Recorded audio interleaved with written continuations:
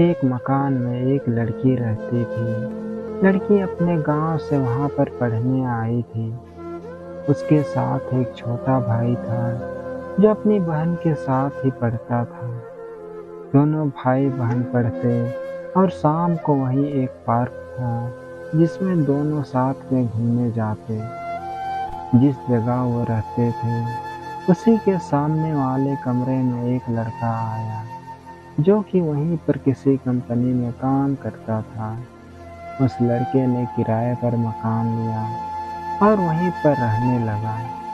लड़का हर रोज सुबह अपने काम पर निकल जाता और शाम को ही वापस आता था। ये बात उस दिन की है जब संडे था और वह लड़की अपने कपड़े सुखाने के लिए छत पर गई थी। वहीं पर वो लड़का टहल रहा था और उसने तभी कुछ पूछा, तुम्हारा नाम क्या है और तुम कहाँ से यहाँ पर आई हो?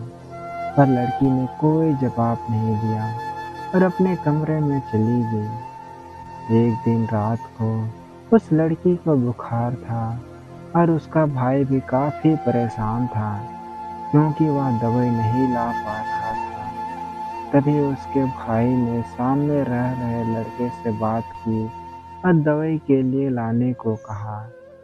फिर उसके बाद वह लड़का दवाई ले आया और इसी बहाने से वह कमरे में दाखिल हुआ। लड़की को दवाई दी और पूछा कि अगर कोई और काम हो तो मुझे बता दो, मैं कर सकता हूँ। तभी लड़की ने कहा कि नहीं, मैं कर सकती हूँ। पर लड़के ने सोचा कि अब बुखार में है और मैं कुछ खाने के लिए ले आता हूँ। कुछ देर बाद लड़का उनके खाने के लिए ले आया।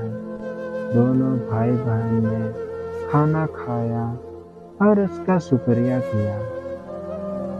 लड़की के भाई ने बताया, हम यहाँ पर किसी को नहीं जानते हैं, इसलिए किसी को बता भी नहीं सकते और हमें यहाँ पर आए हुए कुछ महीने ही हुए हैं।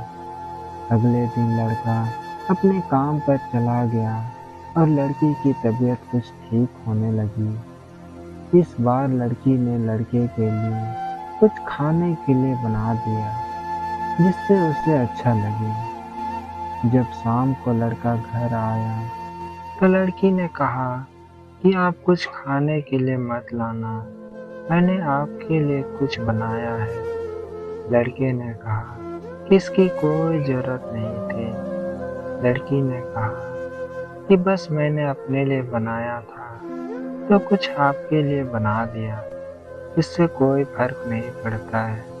इसके बाद लड़का और दोनों भाई बहन ने मिलकर एक साथ खाना खाया और उसके बाद कुछ बातें भी की।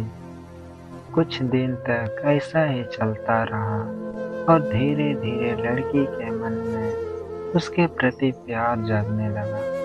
इस बात का पता लड़के को नहीं था। अब शाम को लड़का हर रोज वहीं पर खाना खाने लगा और जरूरत का सामान भी कभी कभी ले आता था।